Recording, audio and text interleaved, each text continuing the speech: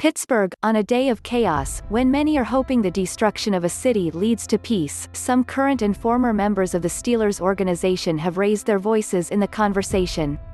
Quarterback Ben Roethlisberger was not the first to speak, but his name may ring the loudest. The cruelty and injustice must stop, racism must end, and love must find a way to prevail, Roethlisberger released in a statement on Twitter. We are all children of God, equal in His eyes, and must hold one another accountable to fair and just standards. Minkah Fitzpatrick started his conversation by tying those who are upset about the protests with those who are upset about the death of George Floyd.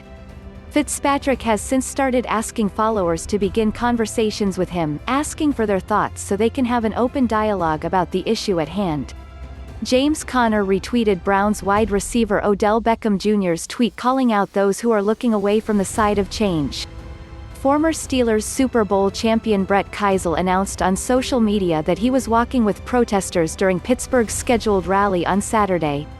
Linebacker Vince Williams has even started reaching out for GoFundMe pages directed towards businesses that were destroyed during the demonstrations in downtown Pittsburgh. Steven Nelson started Saturday by apologizing for those who are looting and destroying property during protests around the country. And defensive captain Cameron Hayward spoke on his emotions prior to the protesters gathering throughout the city. Still can't find my words to make sense of it all. Too many have died and not enough have changed.